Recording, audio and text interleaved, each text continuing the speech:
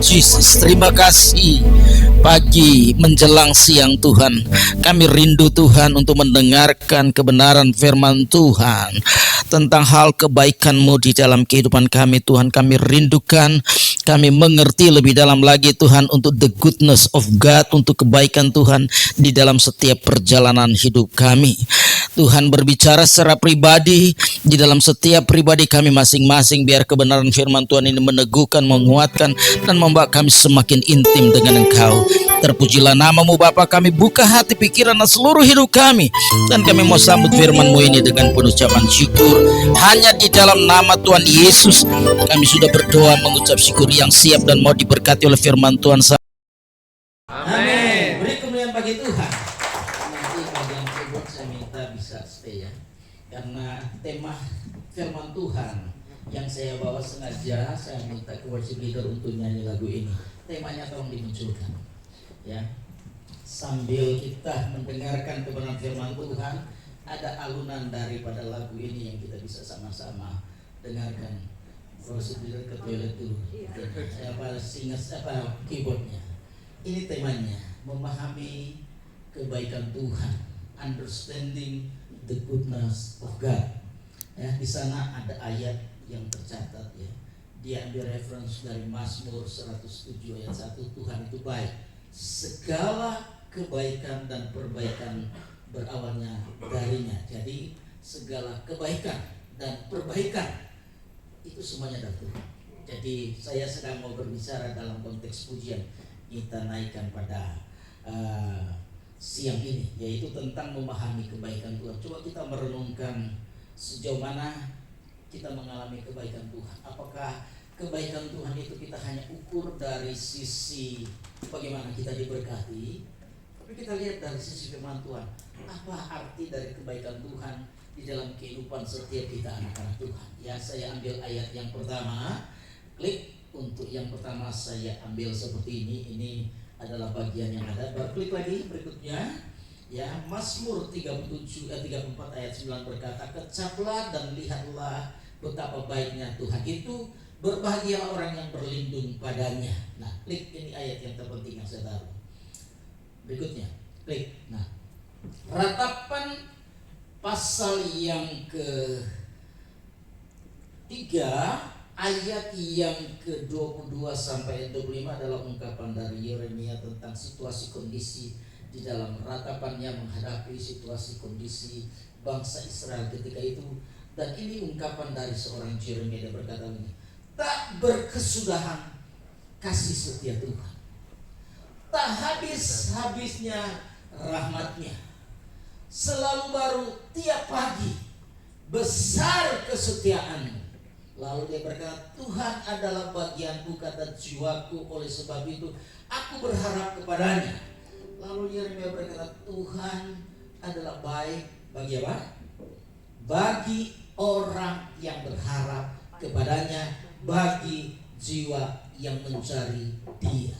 Jadi ada kalimat kunci yang kita lihat paragraf di bawah, di dalam mengekspresikan di dalam kalimat setiap, selalu baru setiap pagi. Di bawah penulis berkata, Tuhan adalah baik bagi orang yang berharap kepadanya.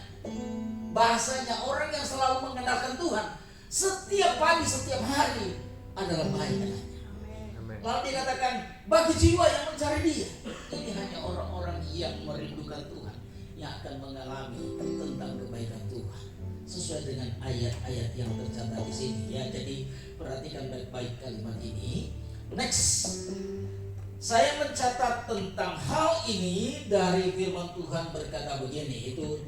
Saya ambil gambar, tulis jangan lupakan kebaikan Tuhan. Why? Di sini saya menulis seperti ini. Klik berikutnya. Dikatakan dari firman Tuhan di atas tadi yang kita baca, ada dua hal yang perlu kita renungkan berhubungan dengan kebaikan Tuhan. Terus, yang pertama berbicara tentang klik berikutnya berkata apa? Nah, di sini saya catat begini, kata sesungguhnya dalam bahasa Inggris truly, yang berarti sungguh-sungguh Tuhan itu benar-benar baik. Nanti kita lihat barometer dan terminologi tentang kebaikan Tuhan itu seperti apa. Klik berikutnya. Dikatakan kebaikan Tuhan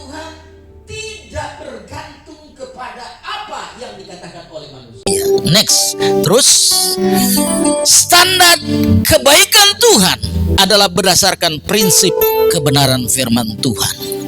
Ya, kalau kita mau ukur, di mana ukuran ini? Saya terus ini. Kita ambil ukuran dulu ya. Ayat 16 adalah berbicara tentang unconditional love. Kasih yang tak terbatas. Apa itu Yohanes 3 ayat 16? Ayat yang sangat terkenal dikatakan, karena begitu besar kasih Allah akan dunia ini, sehingga ia telah mengaruniakan anaknya yang tunggal, supaya setiap orang yang percaya kepadanya tidak binasa, melainkan beroleh hidup yang kekal. Melalui karya pengorbanan daripada Yesus, inisiatif Bapa mengorbankan anaknya hanya untuk mau menanggung semua dosa-dosa umat manusia. Itulah berbicara tentang unconditional love. Itu sebabnya kalimat yang saya berkata, standar kebaikan Tuhan adalah berdasarkan prinsip kebenaran firman Tuhan, yaitu dia korban anaknya hanya untuk demi saudara dan saya. Klik berikutnya. Kebaikan Tuhan tidak dapat diukur dari situasi dan keadaan apapun. Klik berikutnya. Kebaikan Tuhan tidak dapat diukur dari keadaan hidup seorang, baik dia kaya atau miskin. Bukan barometer di situ kita melihat. Klik. Kebaikan Tuhan berlaku bagi setiap keadaan apapun dan berlaku bagi manusia yang selalu rindu mencari Tuhan. Nah, Bapak Ibu, klik berikutnya, ini ayat yang menjadi argumentasi dari apa yang saya saat di sini. Klik berikutnya. Di sini dikatakan kebaikan Tuhan tak terhitung nilainya. Di mana kita melihat, kita berkaca dari ayat yang berikutnya yang saya akan baca. Klik terus. Nah, ini dia Ayub 2 mulai dari ayat yang ke-6 sampai ke-10. Kita melihat statement tentang kebaikan Tuhan yang diungkapkan oleh Ayub seperti apa ya. Di sana di gambar itu saya ambil ada ditulis mengingat kebaikan Tuhan. Ya, coba dilihat ayatnya. Saya buka, saudara punya Alkitab di HP bisa buka bersama dengan saya. Kita sama-sama lihat tentang kitab Ayub pasal yang kedua. Ayub ya, pasal yang kedua. Lalu kita lihat dari ayat yang ke-6 di sini, dan saya akan baca ayat yang ke-6. Ayub mengungkapkan seperti ini. Ketika dia sudah diizinkan Tuhan, Tuhan mengizinkan iblis untuk menjamah Ayub tapi tidak mengambil jiwanya. Ayat 6 menuliskan begini. Maka firman Tuhan kepada iblis, nah, iya Ayub dalam kuasamu, hanya sayangkan nyawanya. Ayat yang ke-7. Kemudian iblis pergi dari hadapan Tuhan, lalu ditimpahnya Ayub dengan bara yang busuk dari telapak kakinya sampai ke batu kepalanya. Ayat 8. Lalu Ayub mengambil sekeping beling untuk menggaruk-garuk badannya sambil duduk di tengah-tengah debu abu. Ayat 9. Maka berkatalah istrinya, ini istrinya yang berkata kepadanya, masih bertekunkah engkau dalam kesalehanmu? Kutukilah Allahmu dan matilah. Jadi istrinya ajak murtad ya. Kalau bahasanya kita lihat di sini, dia pakai kalimat masih bertekunkah engkau dalam kesalehanmu? Istilahnya, apakah engkau masih mempertahankan untuk hidup dalam kebenaran firman Tuhan? Lalu inilah yang saya lihat di dalam ayat yang ke-10 yang sangat penting, ungkapan Ayub untuk melihat kebaikan Tuhan. Ayub berkata begini, tetapi Ayub menjawab kepadanya, engkau berbicara seperti perempuan gila. Apakah kita mau menerima yang baik dari Allah tetapi tidak mau menerima yang buruk? Dalam kesemuanya itu Ayub tidak berbuat dosa dengan bibirnya. Jadi kalau kita lihat dari kalimat yang dikatakan Ayub di sini, bahwa apakah mau menerima yang baik dari Allah tetapi tidak mau menerima yang buruk, Ayub sangat mengerti di dalam pengertian di dalam kebaikan Tuhan. Dari ahli kalimat ini, Ayub mau berjalan di dalam kehendak Tuhan.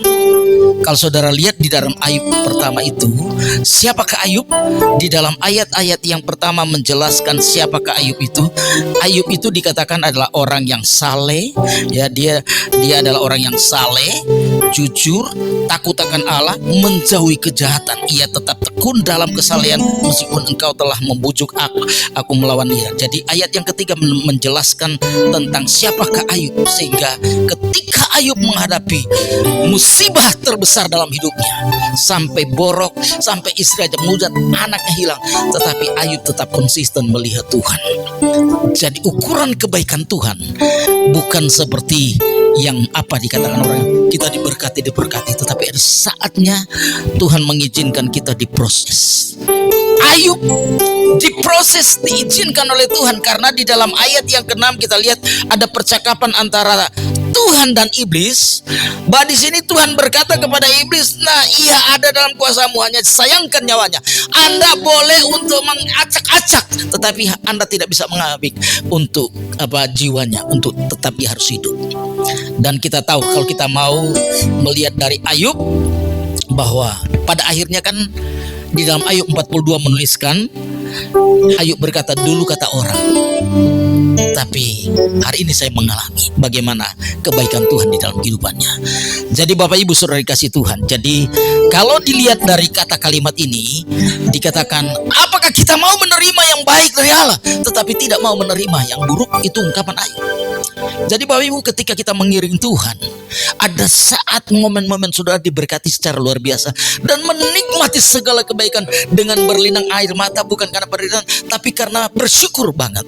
Tapi ada orang berlinang karena pergumulan. Kok katanya Tuhan baik, kenapa Tuhan izinkan seperti ini? Tidak bedanya dengan Ayub. Ingat, kebaikan Tuhan itu tetap berlaku. Ada saat di mana, saya pakai kalimat ini, ada saat di mana Tuhan izinkan pergumulan hidup itu harus kita hadapi apapun keadaannya. Klik berikutnya, kalimat-kalimat yang saya catat. Orang percaya yang sejati harus mempersiapkan diri untuk diuji oleh Tuhan melalui segala bentuk peristiwa dan harus siap menerima semua sebagai bagian kehendak Tuhan. Katakan amin. Dan itulah ungkapan Ayub. Kalimat berikutnya saya catat. Klik. Sebagai orang percaya tidaklah berarti bahwa kita senantiasa akan langsung dibebaskan dari kesulitan atau pergumulan hidup. Klik berikutnya. Ayub menghadapi ujian yang diizinkan Tuhan untuk diuji kesetiaannya kepada Tuhan. Jadi Ayub diizinkan menghadapi masa-masa sulit seperti itu, diizinkan terjadi di dalam kehidupannya. Tetapi kalau saudara pernah baca, yang kita duduk semua di sini pernah baca tentang kitab Ayub dari pertama sampai pasal 42 yang terakhir, pada akhirnya Tuhan pulihkan Ayub dan diberkati secara luar biasa. Ada momen, hal-hal tertentu, maaf saya boleh sampaikan ini, ketika sebelum saudara bertobat, saudara menghalalkan segala cara, kerjaannya apapun dan sebagainya. Tidak salah, karena memang tidak kenal Tuhan kan. Orang kan kadangkala seperti itu, kadangkala melakukannya. Tapi begitu Anda kenal Tuhan dan ingin hidup benar, segala sesuatu yang tidak merupakan kehendak Tuhan dan tidak berkenan kepada Tuhan, Tuhan akan cabut dari hidupmu. Dia akan bersihkan semuanya, bagaikan pohon yang dibersihkan katanya, ya. Tapi ada saatnya di mana ketika kita dibersihkan, kita diproses, kita dibentuk, ada saatnya juga seperti Ayub akan menerima upah, akan diberkati Tuhan secara luar biasa, karena Tuhan mau kita juga jadi berkat bagi banyak orang. Masa-masa saat sekarang ini saya nggak tahu di mana masa saudara berada, tapi yang jelas setiap orang yang mau mengikuti Tuhan, Tuhan tidak pernah pilih kasih, harus melewati proses yang Tuhan siapkan bagi setiap orang berbeda levelnya. Siapapun kita, apalagi Anda dan saudara mau melayani Tuhan, harus melewati masa-masa itu. Klik berikutnya, saya ambil contoh, ada tulisan ini yang saya ambil, ya, kebaikan Tuhan nyata dalam segala hal.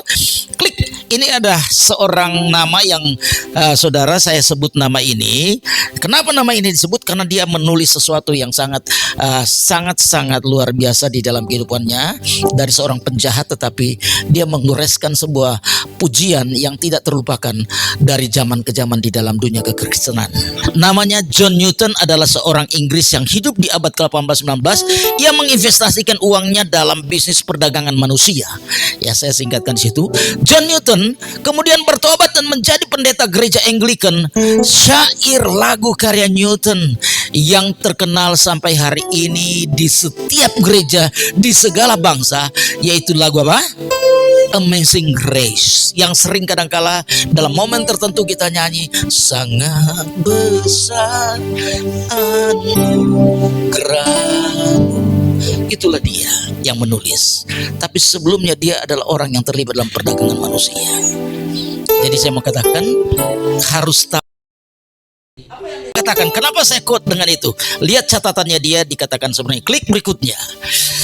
Menjelang kematian John berkata kepada temannya, dia berkata seperti ini, klik seterusnya, my memory is nearly gone, but I remember two things, that I am a great sinner and that Christ is a great savior. Indonesianya, klik berikutnya.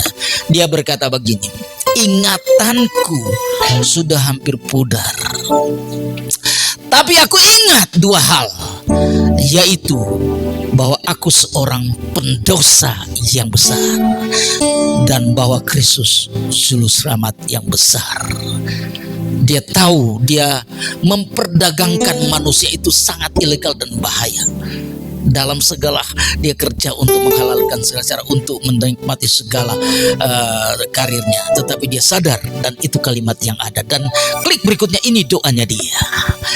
Ini adalah doa John Newton. Dia berkata di dalam doanya seperti ini, Bapa yang baik, karena kebaikanmu yang ilahi maka kami berada di sisi baikmu. Ini kalimatnya dia, kami ada di sisi baikmu bukan karena kesalehan, amal ibadah atau reputasi kami, melainkan karena kebaikanmu Tuhan Yesus Kristus yang terbesar telah Engkau berikan untuk menyelamatkan kami. Kami patut disebut sebagai pendosa-pendosa yang besar. Kiranya semakin kami mengingat kebaikanmu pada kami, sifat kebaikanmu itu juga semakin tumbuh dan matang melalui hidup kami.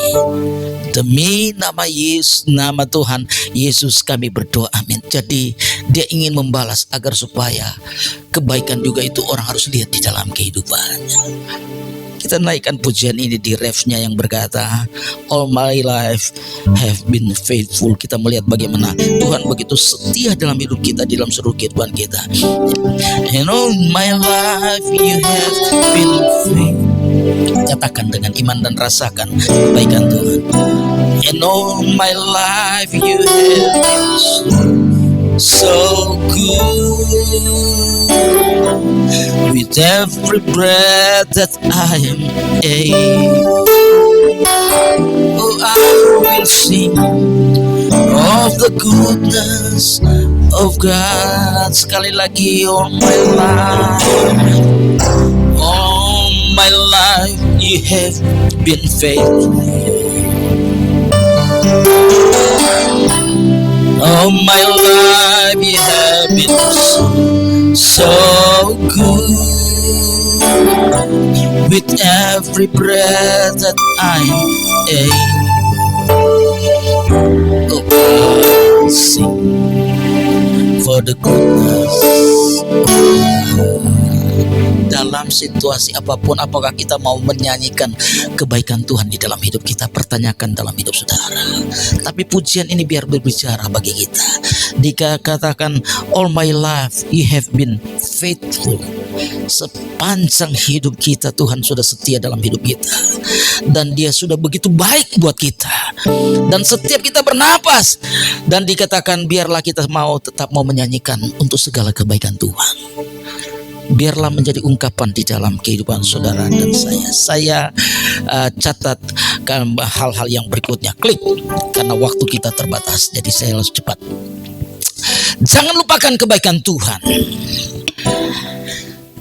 Berikut ini adalah sejumlah kebaikan Tuhan yang tidak boleh dilupakan oleh orang-orang pilihannya, orang percaya. Yang pertama, kita sudah diselamatkan oleh Tuhan Yesus Kristus. Tadi saya sudah sebut ayatnya.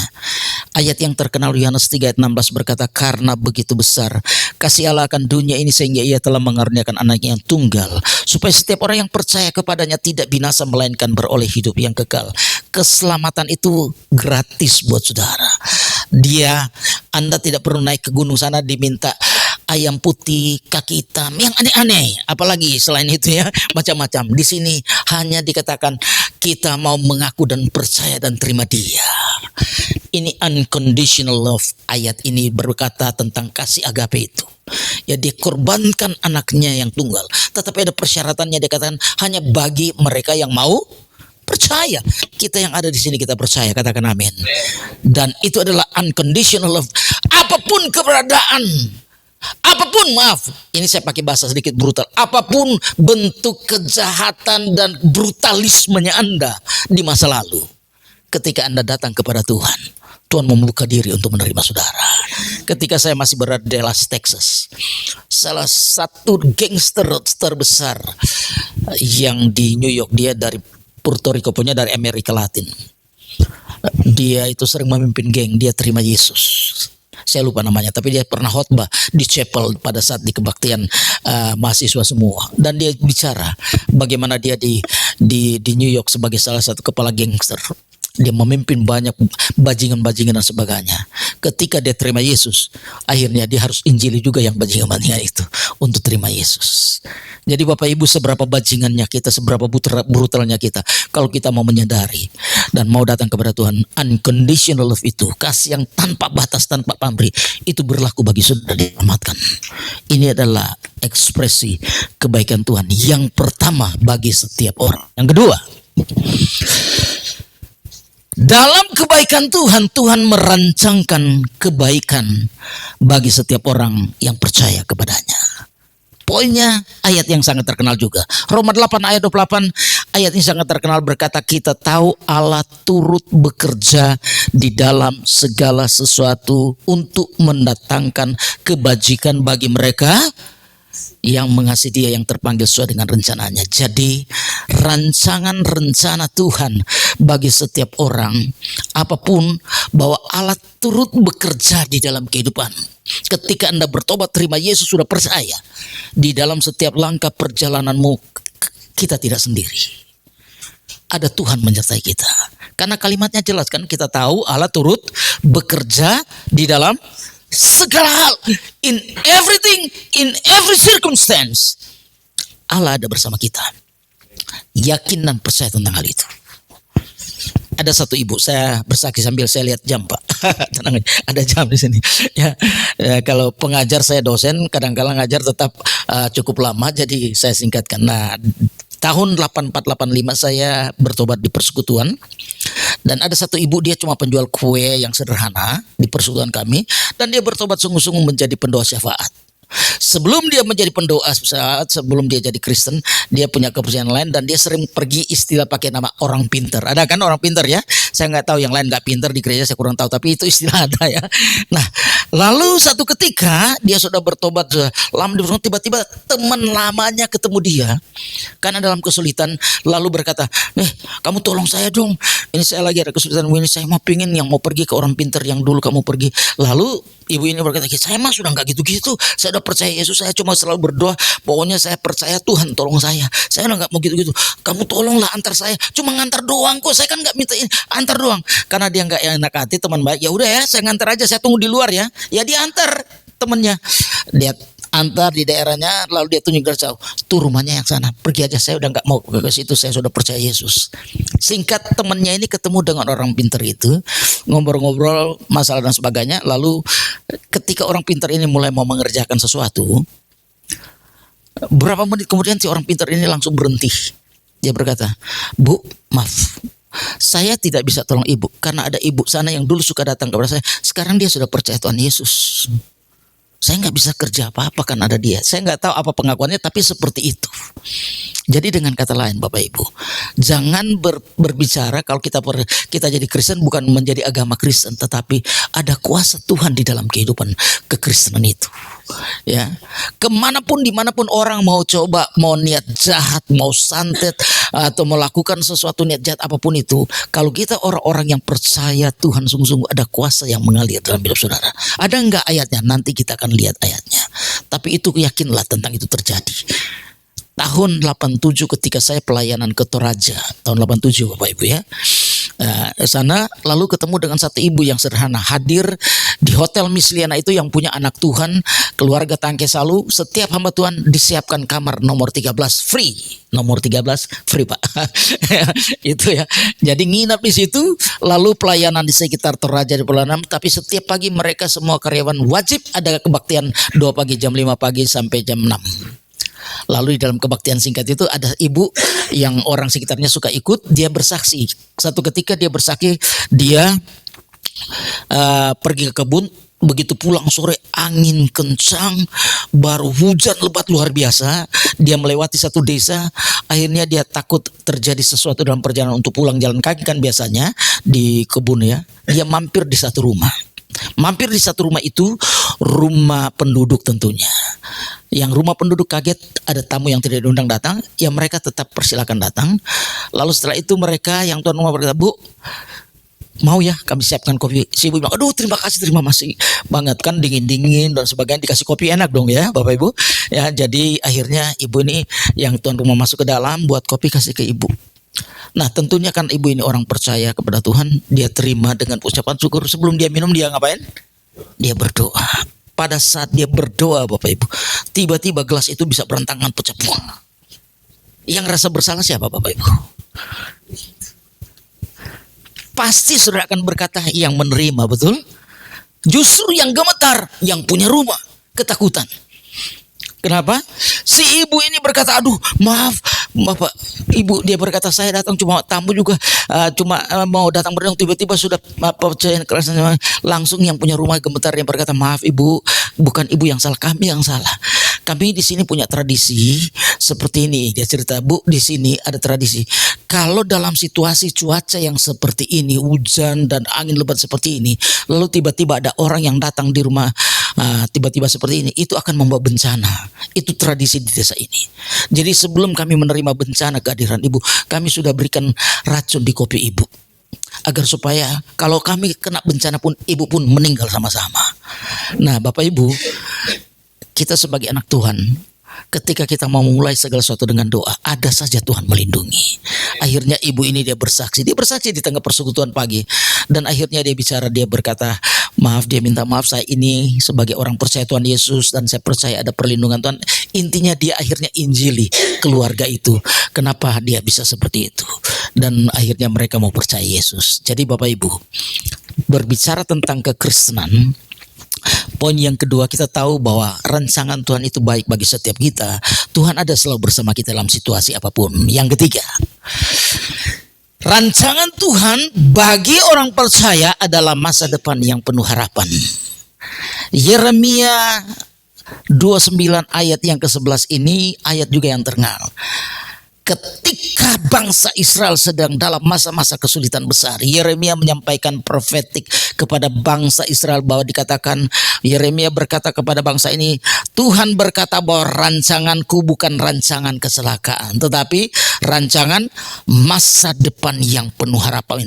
Tapi kenyataan pada masa itu Israel sedang masa keprihatinan karena mereka sedang menghadapi masa-masa di mana mereka dalam masa-masa pembuangan yang luar biasa berat. Untuk mau makan juga hari-hari mikir. Orang dalam pengungsian gimana sih Bapak Ibu? Mau makan, mau ke toilet aja susah kan? Tapi Yeremia bisa berkata kalimat-kalimat profetik seperti ini. Apakah bangsa Israel hari ini masih seperti itu? Tidak.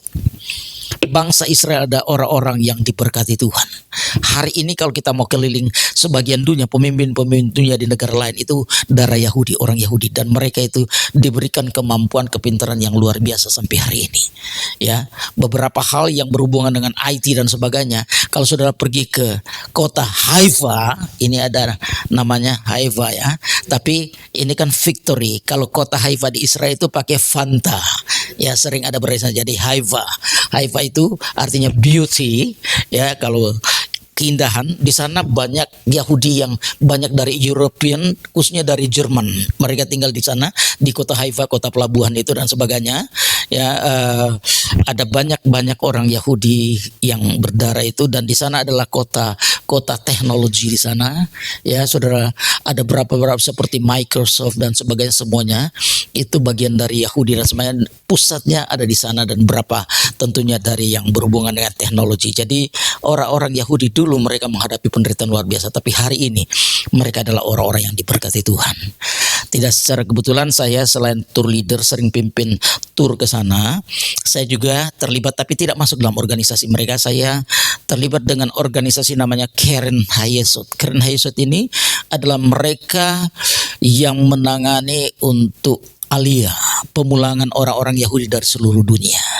Sehingga ketika ada peserta-peserta tur, mereka ingin memberi sumbangan kepada Israel untuk memberkati Israel. Saya tanya mereka, Anda mau ke sinagog atau mau pergi ke organisasi ini? Saya jelaskan organisasi ini, yaitu Keren Hayesut adalah organisasi resmi, kantornya nggak jauh dari Knesset, dari parlemen. Saya pernah pergi di sana. Kebetulan sebagai ketuanya itu saya kenal, ya dia Yahudi dari Denmark dan dia sudah menetap di sana. Jadi mereka itu mengumpulkan dana dari semua orang dan mereka berkata, maaf kami bukan miskin, tetapi kalau Bapak Ibu mau ngambil bagian penggenapan untuk kembalinya orang-orang Yahudi dari segala bangsa, silakan ambil bagian dari organisasi ini. Jadi mereka buat pulang banyak dari barik Yahudi dari Ethiopia, dari Afrika, kalau dari Asia juga ada dari India, dari Cina, dari daerah Kaifeng apa dan sebagainya, ada juga orang-orang Yahudi dari sana, dan juga ada beberapa dari Indonesia. Salah satu juga ketua sinagog Indonesia ada di Manado, Yakob namanya juga seperti saya kenal, dan beberapa yang lain. Jadi mereka yang pulang pingin kembali ke negara Israel atau Yahudinya, di sana punya namanya seperti dormitory atau asrama atau pendidikan. Jadi orang yang Yahudi dari luar itu datang baru dididik sana untuk menjadi keyahudian sejati. Bahasa kasarnya dicuci otak. Tapi mereka masuk di situ, mereka dikasih uang plastik. Apa itu uang plastik?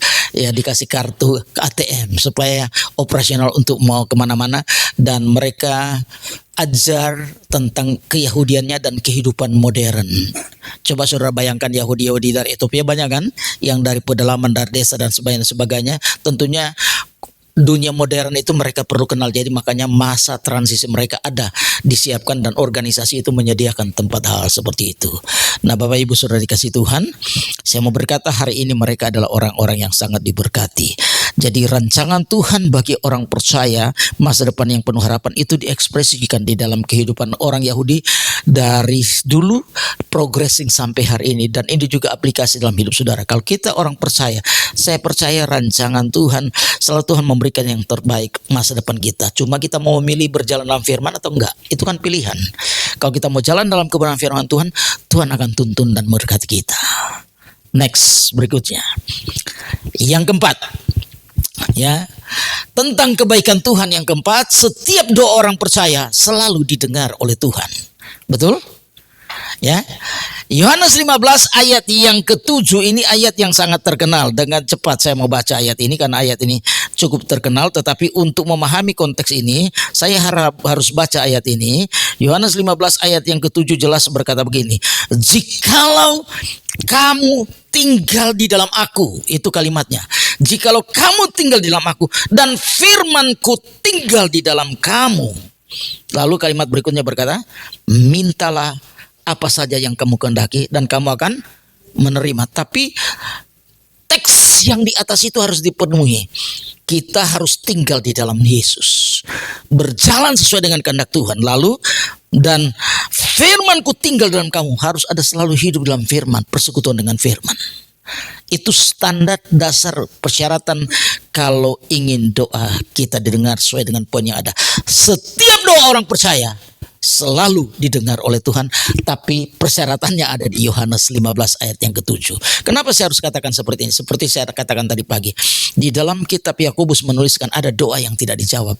Orang yang berdoa hanya sesuai dengan hawa nafsu, menurut Alkitab di dalam Yakobus berkata itu salah berdoa dan tidak akan dijawab oleh Tuhan karena hanya untuk hawa nafsu. Tetapi doa-doa yang didengar oleh Tuhan, saudara harus catat, pegang baik Yohanes 15 ayat 17 yang menjadi persyaratan, jikalau kamu tinggal di dalam aku dan firmanku tinggal di dalam kamu. Next, yang berikutnya, jam 11. Yang kelima, ini terakhir. Setiap orang percaya diberi kuasa oleh Tuhan Yesus untuk mengusir setan. Ini saya bilang bahwa orang Kristen itu punya kuasa sesuai dengan ayat ini. Ya, jelas dikatakan kitab Markus 16. Saya akan baca dengan cepat. Markus 16 ini mencatat seperti ini. Ini ayat 17 dan perhatikan baik-baik kalimat ini. Untuk setiap kita dikatakan begini ayat 17. Tanda-tanda ini akan menyertai orang-orang percaya. Menyertai siapa? Bukan menyertai pendeta, penginjil, gembala saja, tapi ini jelas dikatakan orang percaya. Jadi tidak kepada orang yang punya jabatan dulu, pendeta, gembala, baru diberi tanda-tanda. Tidak, ini Alkitab mencatat tanda-tanda ini akan menyertai orang-orang percaya. Mereka akan mengusir setan-setan demi namaku. Mereka akan berbicara dalam bahasa-bahasa yang baru bagi mereka. Mereka akan memegang ular, dan sekalipun mereka minum racun maut, mereka tidak akan mendapatkan celaka. Mereka akan meletakkan tangannya atas orang sakit dan orang itu akan sembuh. Dengan kata lain, kebaikan Tuhan bagi setiap orang Kristen, orang percaya, salah satu yang saya catat di sini adalah kita diberi kuasa. Bapak Ibu harus yakin tentang hal itu. Jadi kalau ada situasi kondisi yang sangat-sangat urgent, pendeta tidak bisa datang, jangan kecewa. Saudara harus bisa berdoa. Amin. Karena dari ayat ini, ya. Coba saudara bayangkan ada cerita di kampung, ya, di kampung, jemaat dari kampung sebelah minta Pak Pendeta datang. Pak, tolong Pak Pendeta tolong, ini ada yang sakit. Pak Pendeta sudah tengah malam mau tidak mau, kan dia sebagai gembala yang baik, dia datang Bapak Ibu. Sampai di rumah jemaat, Pak Pendeta tanya, siapa yang sakit? Ditunjuk, sini Pak, ditunjuk. Sapinya yang sakit Bapak Ibu. Kesel nggak dia? Kan Pak Gembala pikir ini yang sakit orangnya dan ini sapinya. Dengan doa keselnya Pak Pendeta berdoa, mau mati-mati, mau hidup-hidup dalam nama Yesus. Ternyata hidup Bapak Ibu ya. Tapi saya mau berkata bahwa doa orang benar tetap didengar Tuhan. Amin. Pengorbanan gembala dari desa sebelah ke sebelah, dia datang. Hanya kan agak kesel, dia pikirkan dia ya namanya untuk menolong kan pikir manusia. Tapi kan hewan peliharaan itu bagian kehidupan dari jemaat yang ada. Ditunjuk ada di kandang Bapak Ibu. Pendeta berdoa aja seperti itu. Mati-mati, hidup-hidup dalam nama Yesus. Dipilih oleh Tuhan, kasih hidup aja karena itu Tuhan tahu kebutuhan jemaat. Dengan bahasa yang lain Bapak Ibu, kalau kita sebagai orang percaya, pasti saya percaya Tuhan selalu menjawab doa kita. Sebagai kesimpulan, baik, berikutnya itu dia the goodness of God. Roma 2 ayat 4 berkata, kesimpulannya saya ambil seperti ini. Klik. Kebaikan Tuhan tidak dapat diukur dari ukuran sudut pandang manusia. Klik. Kebaikan Tuhan selalu dan harus dilihat dari sudut pandang kebenaran firman Tuhan, sehingga kita dapat memahami kebaikan Tuhan secara benar. Berhenti di sini dulu. Kenapa saya catat seperti ini? Dipandang dari kebenaran firman Tuhan, pertama kita tahu bahwa dia unconditional love. Kasih yang tak terbatas. Dalam kasih yang tak terbatas, kita ambil ukuran dari seorang Ayub. Ayub menikmati segala berkat luar biasa terlebih dahulu. Tiba-tiba Tuhan izinkan dia menghadapi disaster, penderitaan yang luar biasa juga. Tetapi dipulihkan kembali dan diberkati Tuhan. Jadi kalimat ini jelas, saya mau berkata kebaikan Tuhan selalu dan harus dilihat dari sudut pandang apa? Prinsip kebenaran firman Tuhan, sehingga kita dapat memahami kebaikan Tuhan yang sebenarnya. Jadi hari ini kalau perjalananmu sedang morat-marit, sedang menghadapi kesulitan, sedang mengalami sesuatu yang tidak mengenakan, tetapi saudara hidup dalam firman Tuhan, berjalanlah, pasti saya percaya setia dengan Tuhan, Tuhan pasti buka jalan. Katakan amin. Tapi maaf, kalau saudara tahu ada penyimpangan yang tidak sejalan dengan firman Tuhan, hari ini kesempatan dengan firman Tuhan ini bertobat. Minta Tuhan pulihkan, saya mau bertobat. Saya jalan karena saya menghalalkan segala cara. Ya tobat, ya kan? Singkat cerita seperti itu. Ketika kita tobat, Tuhan pulihkan, Tuhan pasti akan berkati kita. Klik yang berikutnya. Kalimat berikutnya yang saya catat. Kita dapat berkata bahwa Tuhan itu baik karena mujizat demi mujizat yang kita alami bersama Tuhan setiap hari. Saya percaya perjalanan orang Kristen ini akan terjadi dalam situasi kondisi apapun, termasuk gereja ini sedang bergumul. Saya percaya ada mujizat Tuhan Pak yang Tuhan akan kerjakan di gereja ini, yang waktu yang tepat Tuhan akan memberikan yang terbaik untuk gereja kita ini. Ke depan saya percaya Tuhan akan pakai gembala dan semua pelayan sini, dan gereja ini akan berkembang secara luar biasa. Kita mau bangkit berdiri, naikkan pujian ini berkata, all my life you have been faithful, dan kita mau berdoa. Haleluya. Dari